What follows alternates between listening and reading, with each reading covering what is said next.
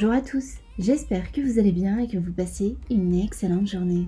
On se retrouve aujourd'hui pour parler de Nabila Vergara. Hier, mardi 28 juillet 2020, Nabila s'est fait opérer par un chirurgien réputé à Los Angeles afin de lui changer ses prothèses mammaires. En effet, la jeune starlette s'est envolée depuis quelques jours à Los Angeles pour une durée de 1 mois en compagnie de sa petite famille et son assistante en expliquant à ses followers qu'elle devait se faire opérer en urgence de la poitrine car avec la remontée de lait durant sa grossesse, ses prothèses mammaires avaient été grandement endommagées. Je vous laisse avec toutes ces explications et n'oubliez pas de vous abonner et d'activer la cloche pour ne plus rien rater des prochaines vidéos. Donc la raison principale, c'est que je dois me faire opérer de la poitrine. Comme je vous ai dit, quand j'ai eu mon fils, j'ai eu ma montée de lait qui a été énorme. Je vous promets, j'ai des photos de ma poitrine, on dirait le lot Ferrari, genre c'est le double de ce que j'ai actuellement. Voilà, et du coup, ça a abîmé une de mes prothèses qui est maintenant défectueuse et sur le long terme, ça peut être très dangereux. Donc je me sentais pas de le faire à Dubaï parce que je connais personne et je connais pas la médecine là-bas. Je sais qu'ici ils sont réputés. Quand même, c'est quelque chose qui touche ma santé, mon corps et tout ça. Donc je voulais vraiment ne pas prendre de risques. Donc voilà, et puis surtout pas être déçue parce que ça peut être très bien comme ça peut être raté. Bon là en l'occurrence il y a juste à changer les prothèses, mais quand même c'est une anesthésie générale, c'est une ouverture. Voilà, en plus j'ai mon fils et tout ça, donc je vais peut-être plus pouvoir le porter pendant quelques temps. Donc voilà, ça m'embête un petit peu, mais c'est pas grave. Du coup son père il le portera. Il y a aussi donc la nanny qui est là, il y a Shoni. Je suis bien entourée. Mais c'est vrai que le stress monte un petit peu. Bon, après, c'est rien. Hein. C'est juste que si j'étais toute seule, je m'en fous. Mais c'est juste que là, je vais regarder mon fils et je vais pas pouvoir le porter. Et qu'il va me regarder comme ça, que c'est sûr, genre, porte-moi. Et je lui dirai que je ne peux pas. Je pense que ça va durer peut-être 1 mois où je pourrais pas trop le porter et tout. D'ailleurs, je pourrais pas trop lever les bras. Enfin, bref, tout va bien.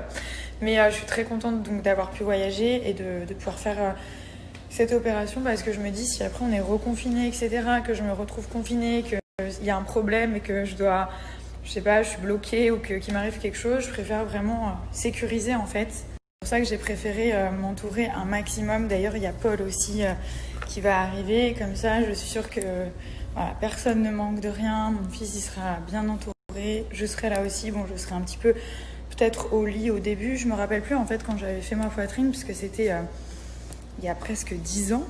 J'avais 18 ans, j'en ai 28. Donc ça fait 10 ans. Du coup, je me rappelle même plus si ça fait mal ou pas. Je sais que j'avais eu quand même mal. Mais bon, voilà. On verra bien. En tout cas, je vous tiendrai au courant. Je vous donnerai un petit peu des nouvelles. J'espère que je ne serai pas trop en mode dépression. Je ferai aussi un petit récap tout à l'heure quand j'aurai vu le docteur. Donc là, je vais partir d'ici une petite heure. Je vais pas mal discuter avec lui et tout ça. Voilà, et ça va très bien se passer. Me voilà chez le docteur. Je suis un petit peu stressée. Comme je vous ai dit, je vous partage un petit peu tout. Donc là, voilà, on va parler de tout ça. Comment ça va se passer, la taille, etc. Moi, la dernière opération donc de ma poitrine, c'était il y a 10 ans, donc je ne me rappelle plus du tout comment ça se passe, mais voilà, je vais pouvoir poser toutes mes questions, etc.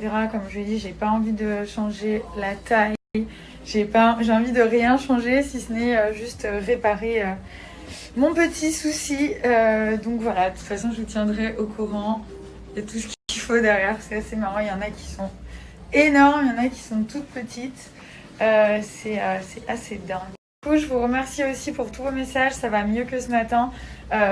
Moi, ça va très bien, hein, je vais survivre.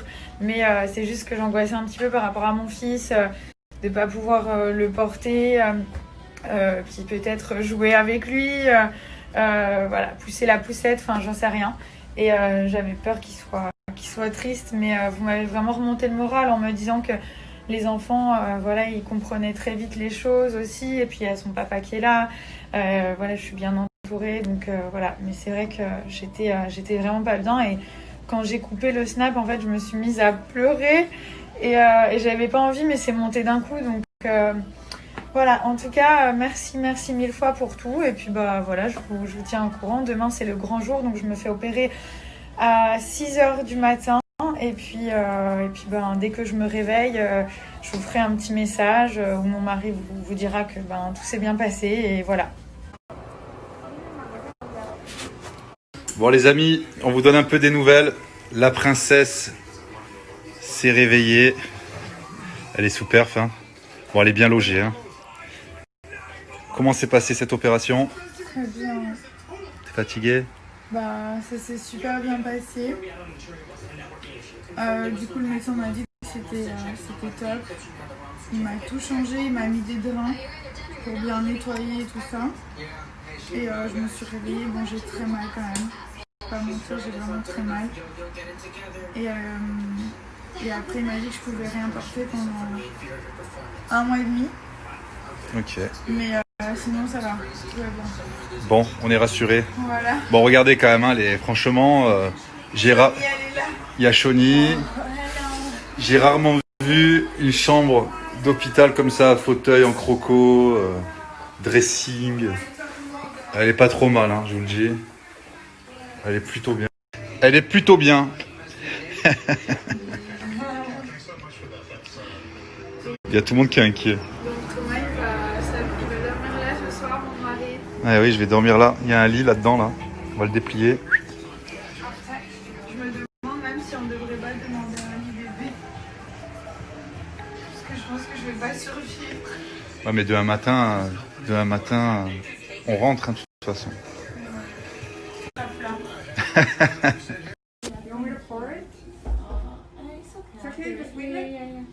Yes, Okay, enjoy. Il y a carrément le room service. Thank you. Hello tout le monde. Je viens de me réveiller. Je suis un petit peu shootée, donc faites pas attention si je dis n'importe quoi. Je voulais vraiment vous remercier pour tous vos messages. En fait, ça me touche vraiment beaucoup. J'ai l'impression que j'ai une famille qui est immense avec vous. C'est génial. Merci mille fois. On dit un truc qui m'a un peu énervée. Que je pouvais rien porter pendant 2 mois. Donc là, j'étais là. Ok.